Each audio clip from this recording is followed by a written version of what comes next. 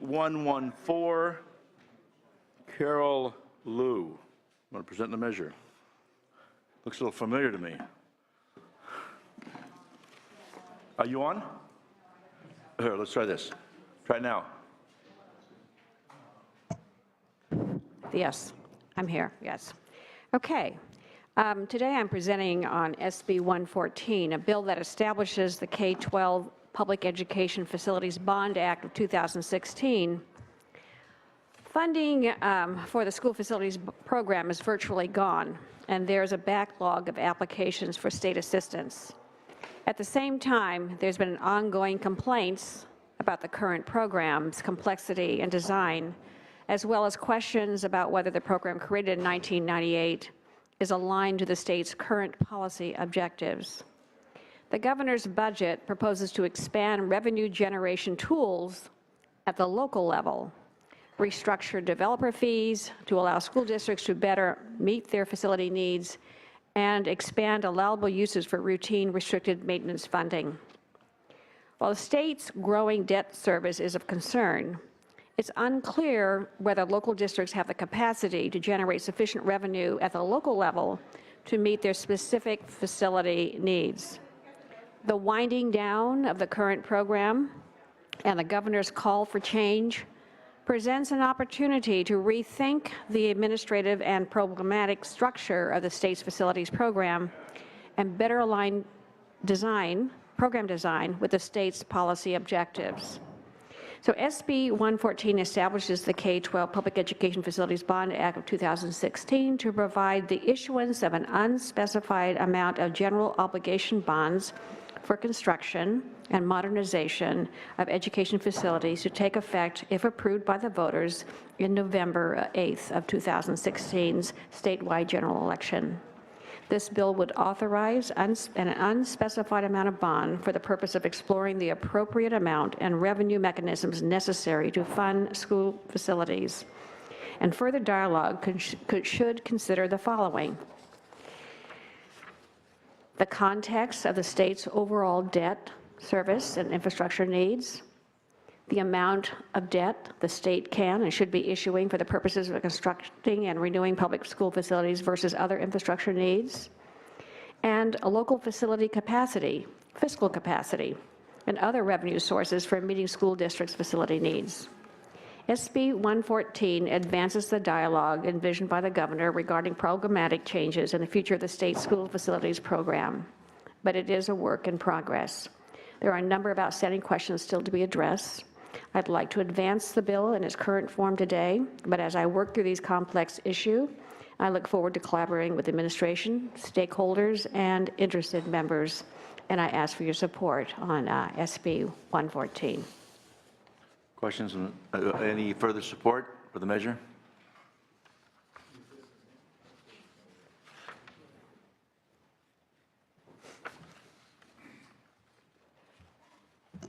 Thank you, Mr. Chairman and members. Jeff Aka, representing the California Association of School Business Officials. In support, we do recognize that this is a work in progress. We would very much like to see the bill advance. We continue to believe that a statewide bond is critical to the long-term success of the school facilities program. We are engaged in conversations with Senator Liu's staff and other stakeholders on the elements of what would constitute a future school facilities program, and would just ask your support for this bill in order to help move those conversations forward. Thank you. Yeah. Good morning, Patty Herrera, representing Riverside County Schools. For the reasons stated by Mr. Vaca, we really urge you to move this bill forward so that we can continue the conversations. Riverside County is one of the very few counties that continue to grow in the state, and we think that the continued partnership between local school districts and the state is essential. Thank you. So much. Rebecca Curley on behalf of the County School Facilities Consortium. County offices of education lack resources to complete their facilities projects. They do not have the authority to issue local bonds, and as such, the school facility program in general and the financial hardship program in particular have been critical to allowing county offices to meet their facilities needs. Thank you. Thank you so much. Sylvia Solis Shaw on behalf of the 23,000 librarians, coaches, faculty, and staff of the California Faculty Association. Our facilities in the CSU very much need modernization and updating. We ask for your support. Eric Bakke with the Los Angeles Unified School District. Happy to offer our support for this bill. It's an important bill for Los Angeles County, Los Angeles Unified. There's an aging and deteriorating infrastructure that needs to be addressed. We can't continue without a school bond. We look forward to seeing this bill move forward as the conversation continues. Okay, you're from LAUSD? Yes. Can I ask a question? Sure. I mean, look, I mean, I did 3 of these bonds over the years and know it pretty well. But you really are telling me that after spending, what, how much money have you guys spent over the last 12 years? Like $30 billion between what the state gave you and in addition to aging infrastructure? I get that the building industry wants this because they need it to deal with their issues. But when you look at the state university systems, you look at I represent Cal State Northridge. The campus is gorgeous. It now is the largest campus in the system. It has 38,000 students. Go look at all the new buildings at the UCs. It's staggering in terms of what it was. And you guys at LAUSD, you guys did a fantastic job. You had that military guy from the Navy or something running the program. Guy Mahula. Who did a fantastic job. And you got a zillion new schools with half the members of the legislature's names on them. Are you telling me? Are you telling me? Fair. It's true. No, I didn't do that. We'll work on that, sir. I just got my name in a crime lab, but I didn't do that myself. But are you really telling me that you have an aging problem with schools, given what we've spent? I mean, we spent $113 billion in the last 10, 12 years. This is the biggest infrastructure program in the history since FDR. We would agree. We just actually wrapped up a $20 billion new construction infrastructure program. It was actually the largest public works project in the nation during that period of time. I know. And we're right now on just ramping up a $7 billion renovation and repair of our existing facilities. Our infrastructure right now, when you add in all of our new buildings, is 54 years old on average. If you take those new buildings we built over the last decade, we're closer to 60. The buildings can't continue in their current state. Many of them were built back in the big turn of the century. Do you have any data that shows this? Do you have any kind of report or something in Sure, yeah. We actually just spent the last 3 years doing a facility condition assessment of all of our existing facilities, and the need that's been identified to bring those facilities to the same standard of our new facilities is closer to $40 billion. So we do have the data to support that. And so a $7 billion bond that we have currently is insufficient to address the full needs that we have to take care of over the next decade. I mean, I just tell you, you know, I mean, I was persuaded by this argument a zillion years ago and fought to the death for this stuff. And, you know, and we've now have spent between the local match, I think someone told me it was $113 billion, something like that between for education. Like, didn't that make, and everybody said, what's your needs? We gave you the dough. We're putting on our balance sheet the cost of paying that stuff back in the state, right? And now you're telling us, oh, it's the same story. Nothing changes. Well, That's what Jerry Brown says all the time. That's what happens when you get old, I guess. That's what he says all the time. He says, I get the same old arguments. You just keep sticking around. They keep coming back. No, I'd be happy to talk to you more about this, but for us, it's been, the last decade has been, we built 130 brand new schools. I know that. So it's significant. So. Okay. Thank you. I'm sorry. Thank you, sir. Thank you, Mark McDonald, McCallum Group, on behalf of a number of local community college districts, including Los Angeles, Los Rios, Kern, San Diego, San Francisco, Peralta. In support of moving this bill forward, there's no higher education funding or community college funding in the bill right now, but we've been in discussions with the author and recognize that her first priority is to address some of the needs at the K-12 level as far as the program is concerned, and look forward to conversation. Allocation, because Fabian, Speaker Nunez had in his bill, we went to 40% for community colleges in my 2 bills, and then Speaker Nunez went to 50% for community colleges. There's no allocation in that on this yet? Not yet. Okay, thank you. Can I just interrupt for a moment? Have Secretary call the roll. We've got to establish quorum so we can vote on your bill. Hertzberg. Here. Hertzberg present. Wynn. Here. Wynn present. Bell. Here. Bell present. Hernandez. Laura. Morlock. Morlock present. Hamley. Where quorum is present. Okay, now we can actually vote. Okay, sir. Mr. Chair, members, Ian Padilla with the Coalition for Adequate School Housing. We don't have a position on the bill, but we strongly support the need for a school bond, and we appreciate the thoroughgoing policy discussion contained in the bill. So thank you. We hope the bill moves forward. Thank you. Any further support? Any opposition? Anybody who just lukewarm? other than the student housing guys. Questions for the members? Yes, please, Senator Morlock. Does it work? Lights up. Is it working now? Is your light on? Yes, No. I can hear you. But is the red light on? There we go. Thank you. Mr. Chair. Thank you. I just had some observations. Sure. To make on this. I read the entire presentation, and in my past life, I was treasurer of the County of Orange and a supervisor, and combined, I issued well over $1 billion of debt at the county level. So this is Liberals issuing all that debt? Pardon me? Even them liberal people in Orange County issuing all that debt? Mr. Chair, is it decorum to interrupt the Yes. speaker? It is? Okay, go ahead. Anytime, Bob. Go ahead. Go ahead. So, and I also, as the treasurer of the county, worked on all the debt issuances for all the school districts in the county, over 30 of them. And so I'm real interested in this subject. So 2 weeks ago, the state controller finally issued our comprehensive annual financial report. And although the balance sheet looks a little better, assets still equal liabilities. And our unrestricted net assets are a negative. It's a deficit of $117 billion. So I look at that as a metric on, what is our capacity to issue more debt. And then I look at some of the issues that keep being thrown in my face as a new senator, and that is Prop 98, Prop 2, and Prop 30, and what it's all doing to the formulas to our budget.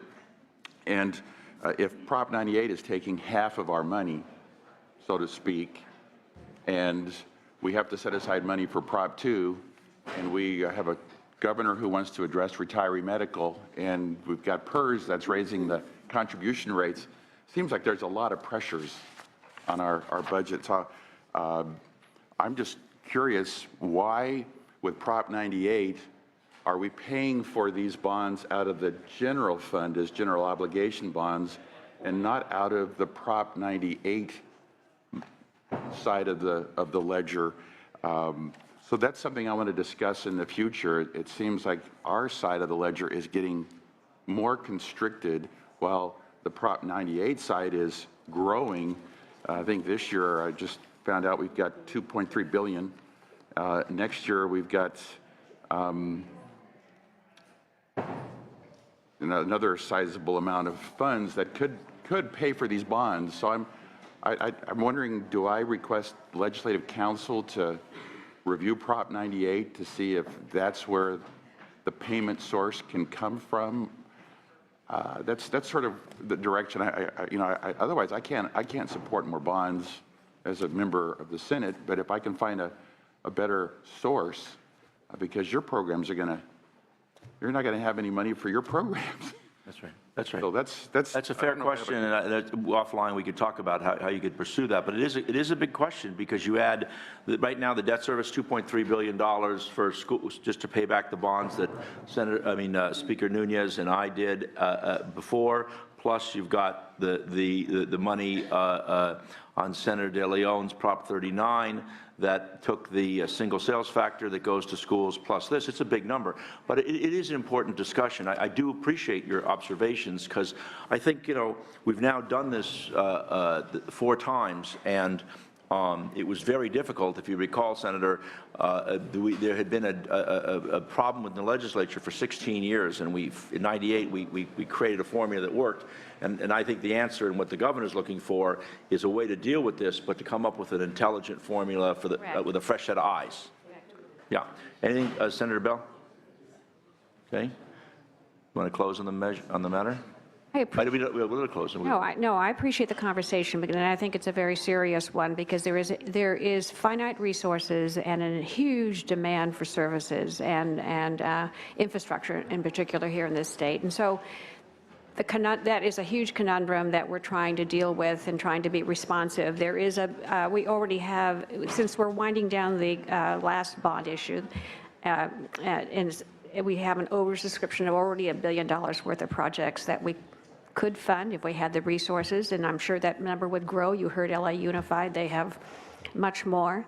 The more amazing thing is that since 1998, We have, the state has put out their $35 billion worth of school bond monies, and it's been matched for about $75 billion of local monies that have come 2 to 1. We only asked for a 50-50, a 1-to-1 match, but they have outdone themselves, plus developer fees. So with all this moving parts, it's very difficult to, well, it is just difficult to come up with a number that's going to be satisfactory, that doesn't overrun what our debt service already is. And so we want to continue the conversation. The governor has already put out just something out there on the table that suggests that we do something different. Yeah. And so we're trying to respond. The legislature should try to respond to that, and this is a vehicle to do that. So this is a continuing conversation. I hope it doesn't go too long, but we have, it can go on to next spring because it doesn't have to get on the ballot till November of 2016. Is there any report, and maybe I apologize if I missed it, that looks at the broad condition? We had, many years ago, we had a big report that showed what the conditions of the schools are. I asked the questions with respect to LAUSD. Do we have any document on a statewide basis that takes a look at this? There is no inventory. Nothing. Which is astounding. I mean, Wow. I'm sure it exists someplace, but it's in some file and it's not readily available. You know what I mean? It doesn't come out to be an average report. And we've never, and people may have asked for it, but it's always subject to the budget. And we've had a very difficult budget for the last many years. Very good. I have a motion. Senator Bell? So moved. Secretary call the roll. Hertzberg, Aye. Hertzberg, aye. Nguyen. Bell. Bell, aye. Hernandez. Laura. Havley. Morlock. No. Morlock, no. Is it vote? We have 2-1. 2-1? 2-1. Me and, Bell and me and, there's 3 of us. Has to be 3-1. Bell, Hertzberg, and, 3-1. Hold that roll, hold it open. Okay? Thank you very much. Kindly, Madam Chair. Okay, do we have any other senators? I don't see any senators in the audience. I see, just one guy. I don't see him. Where's the senator? Any senators in the audience? I don't see any senators. Sir, this is a Senate hearing. Who are you? The president. Okay, this is file item number 14, SB 367, the pro tem of the California State Senate, Senator De Leon. Mr. Chair, Madam Vice Razzle and Chair, dazzle us. as well as colleagues. Mr. Chair, may I start off by saying good morning to each and every one of you. You look very regal, Mr. Chair. It's very commanding, as the chair of the Government and Finance Committee. But I want to thank you, Mr. Chair, as well as Madam Vice Chair, colleagues, for the opportunity to present SB 767, which will allow Los Angeles County voters to decide, and that's the operative word, to decide if the local sales tax should be enhanced by ½ a cent to fund transportation projects. If approved, this sales enhancement and resulting projects will improve public transit, reduce traffic congestion, and promote sustainable regional development. Los Angeles, as you all know very well, is one of the most congested transportation corridors, and with a projected population growth of more than 1.5 million in the next 20 to 30 years, we can assume that congestion will only get worse unless investments are made to improve mobility.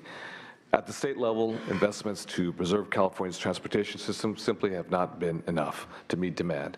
In real terms, funding has diminished greatly while the demand and the cost to maintain and operate the transportation system have soared. Ironically speaking, I know Senator Jim Bell has been tackling this issue and has provided great leadership.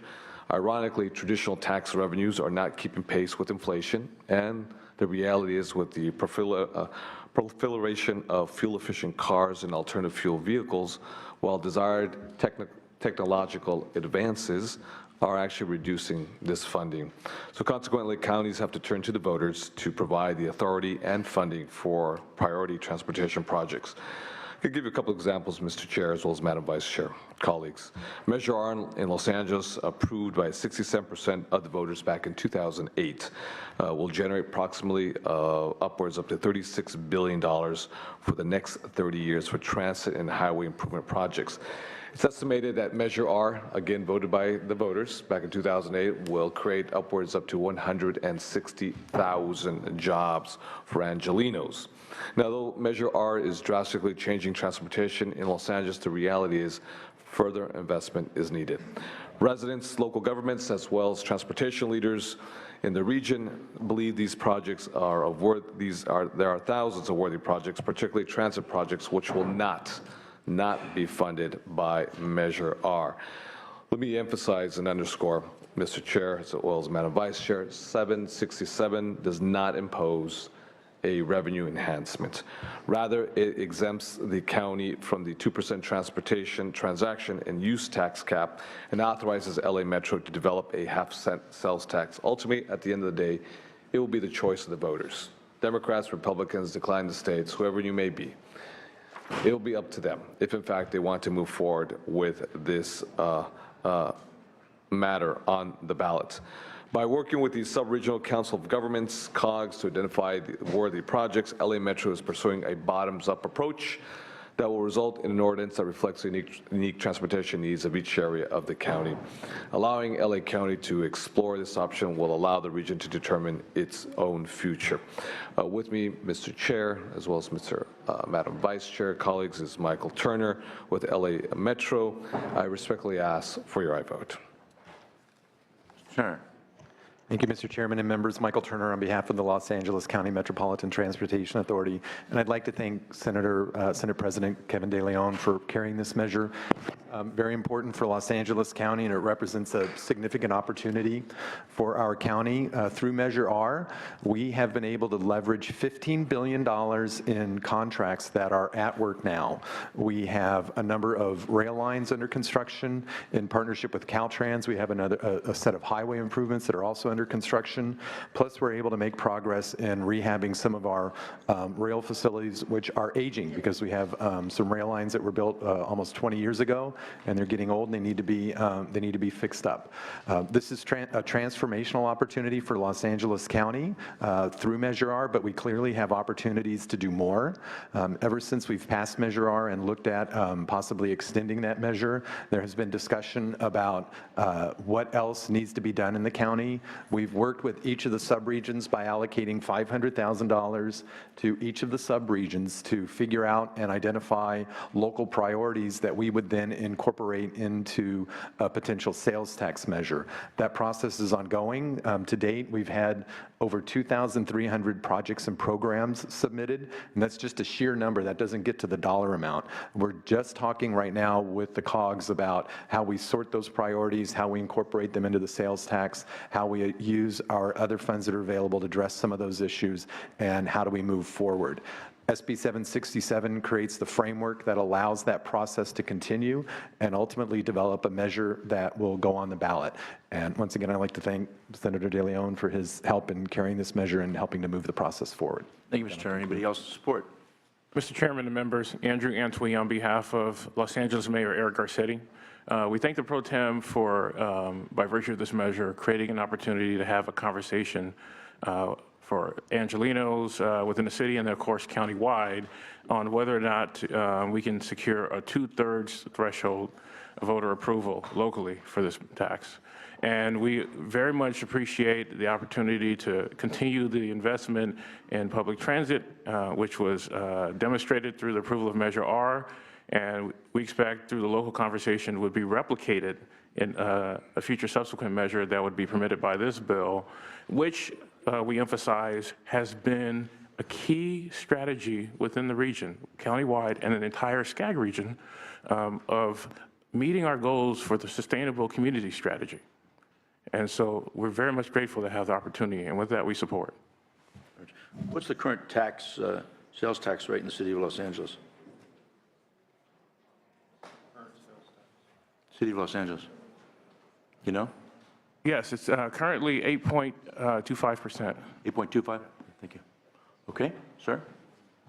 Jeff Severs on behalf of the California Asphalt Pavement Association, also in support for all the reasons stated. Thank you. Thank you, Mr. Chair. Todd Bloomstein for the Southern California Contractors Association, support. Thank you, Mr. Moonstein. Anybody else in support? Any opposition? Huh? Yes, indeed, Mr. Chairman, members. Good morning. David Wolf with the Howard Jarvis Taxpayers Association. We are opposed to the bill. Members, we have a long-standing precedent of opposing tax authorization measures such as this, including AB 2321 in 2008 that originally authorized Measure R for the ballot. So it should be obviously no surprise that we're up here opposing this. The concern that we have, members, is the negative tax precedent that this sets. Bradley Burns, members, the tax rate is in place for a reason. That 2% cap is there for a reason. Bradley Burns has been in place since 1955 for a reason. And it's there to guard against municipal inefficiencies, complications for retailers, and all sorts of other problems that can arise from different areas in cities and counties having different sales tax rates.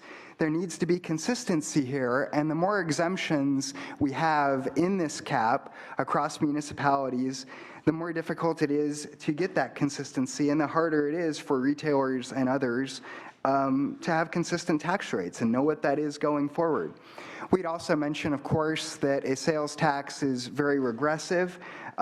Goods will become more expensive, and there are some cities within Los Angeles County that have a sales tax rate approaching 10% at this point, and it's by far and away the highest sales tax in the nation, and we just believe it's not warranted going forward, so we'd ask for a no vote. Therese Tomei with the California Taxpayers Association. We'd like to echo some of the comments made by our colleague at the Howard Jarvis Taxpayers Association. Our concern primarily has to do with the administration of the tax. While we appreciate that there is a need for transportation in Southern California, we are concerned that this would exacerbate the existing patchwork of taxes already throughout the state, and also it runs counter to the reason why Bradley Burns was established. It is to establish uniformity throughout the state so that taxpayers moving from one locality to another can have uniformity and certainty as to what their tax rates are. Therefore, we urge a no vote. Thank you. Can I just ask you a quick question, couple of quick questions with respect to you guys? I mean, Bradley Burns is a city tax, not a county tax, number one. Bradley Burns can be used for different purposes. The purpose of this, right, if I'm correct, is to build transportation systems, correct? And isn't it accurate to say that the legislative analyst indicates that there's a 76% economic feedback effect, round numbers, when you do construction jobs like this? Isn't there, I understand you don't like any word that has that horrible three-letter word, I get that, but isn't this qualitatively different from a normal tax? Because every dollar is invested in a community in cash.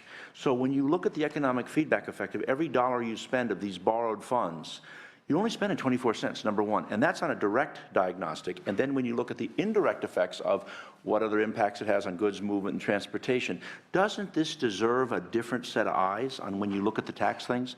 Because this certainly doesn't relate to Bradley Burns. This is an infrastructure plan. Bradley Burns is an operational plan for operating cities. That's why we have all these cities that do, big box retail, and they do auto malls and stuff, and they supplement their fire and police and all those things. But I just want to know, because this seems to me to be fundamentally different than just a tax. It's an investment. It's cash in the ground that fundamentally changes things. And I wanted to hear your thoughts on that. We agree that certain types of programs do provide incentives for businesses. We support business incentives. We're not sure that a new tax is always the way to go about it. And Bradley Burns, the reason why it was established is to provide uniformity. So we don't question the need for additional funding in this area, but perhaps there are other ways to incentivize and to take a look at the existing funds that we do have for transportation. In light of the fact that federal funds are declining, let's take a look at the funding we do have and find other ways to make better use of the funding. But post-Prop 13, Bradley Burns has not been used to stabilize. It's been exactly the opposite. Of the cities that utilize Bradley Burns, they use it to supplement their income because they get less income from property tax, and it's exactly the opposite effect. I don't think there's any correlation between Bradley Burns and this. This is an investment project. And the question is, do you engage in this tax? Do you securitize the revenue stream so that you can build this big infrastructure to make the region work better? And where the economic feedback effect, I'll just finish here if you got a thought on this, because I just think it's qualitatively different than just say, oh, we're taxing people. Orange County, which is considered a place flaming liberalism has passed unbelievable taxes to support transportation and have done a brilliant job, but for the treasurer and the supervisors, has done a brilliant job in building an infrastructure that's incredible because they've been willing to tax it because they see the value there. It's a different thing. Ouch. Come on, guys. That's with love. But go ahead. Mr. Chairman, I will let Senator Murlock speak regarding Orange County, because I'm certainly sure he can handle that. Guarantee. But I'll take that. okay. Thank you very much for setting me up. Mr. Chair, Orange County is a Brilliant. county. Yes. LA County. Yes. Orange County has only done a half-cent sales tax. And I'm just curious, in LA County, you've already got 2 other sales tax measures prior to Measure R. So I'm just curious, when do they expire? You had one that passed in 1981 and one in 1991. Are they still collecting half-cent sales taxes for those? Sure. When do they expire? We actually have 3. So you got a 1.5%, and I still can't drive through your county.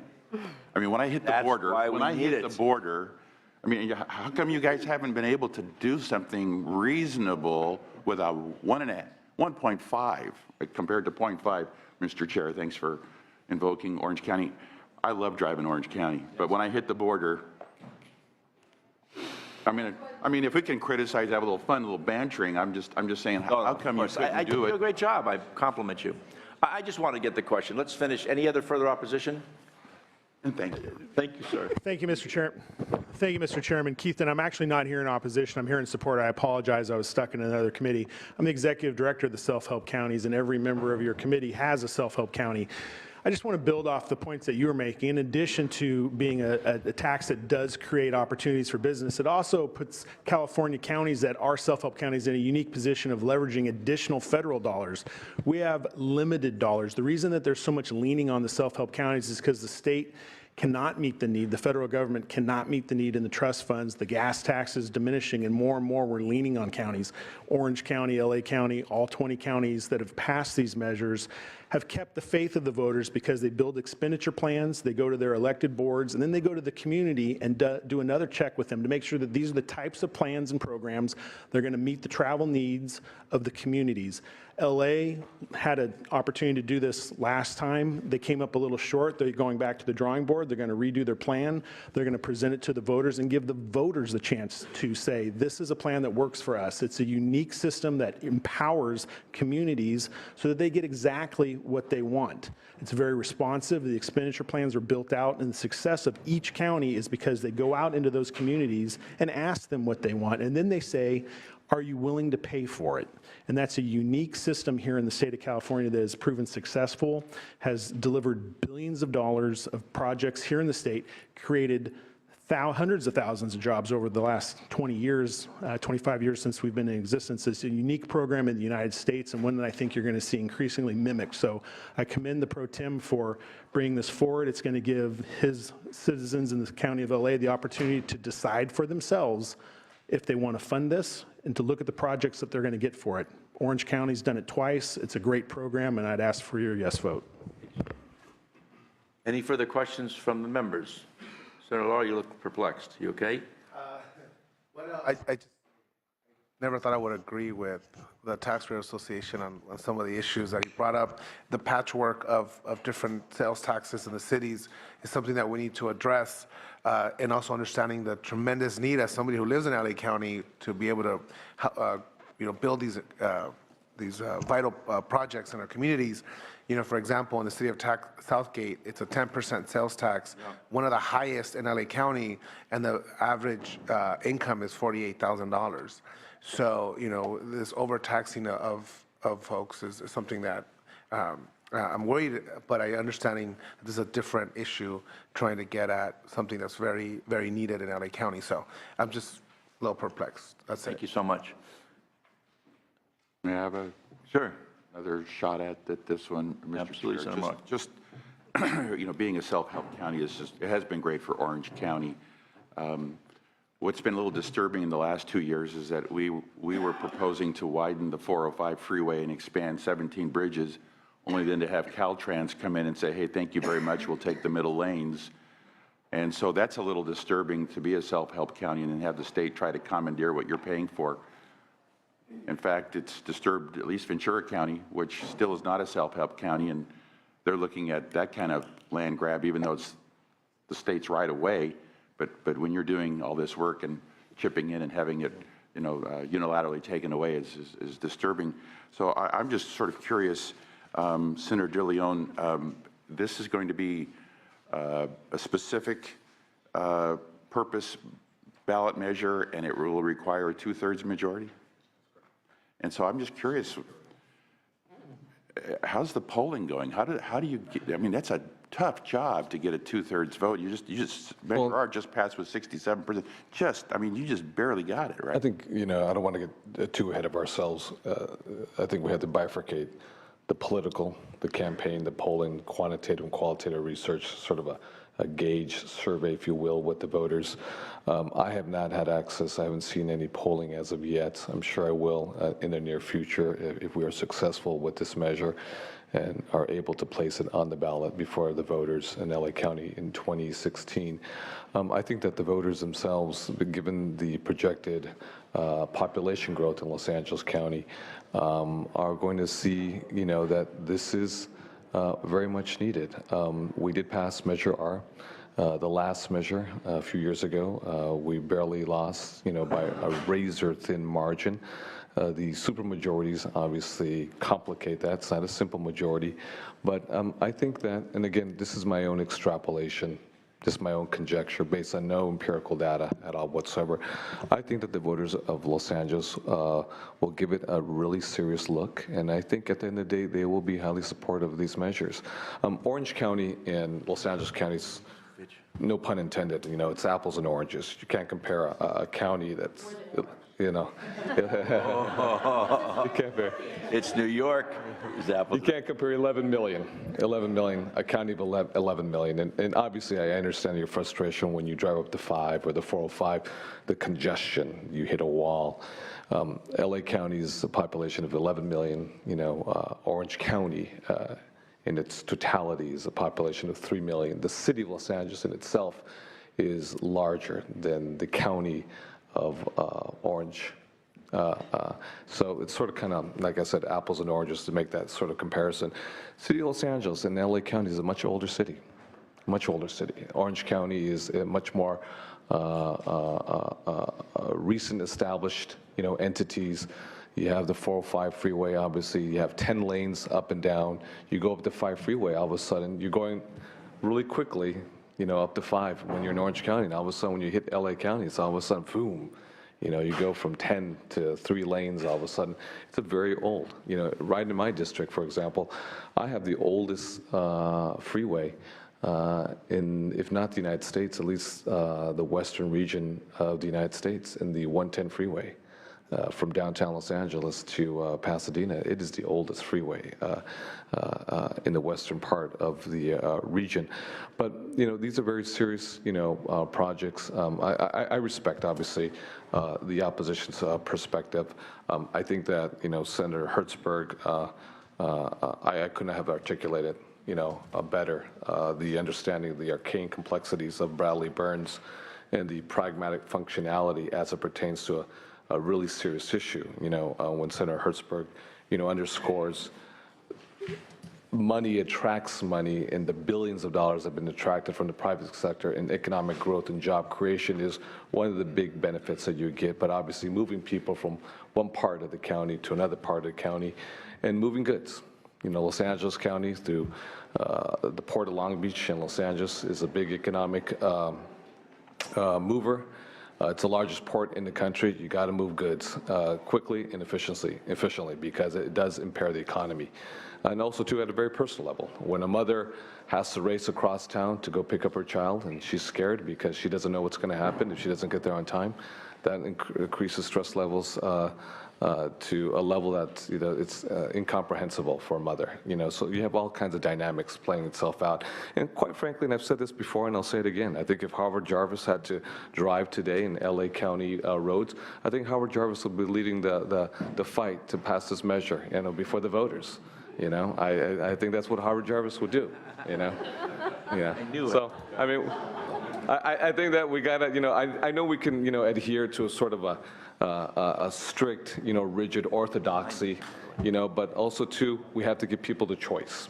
I think people can say, I disagree with the tax.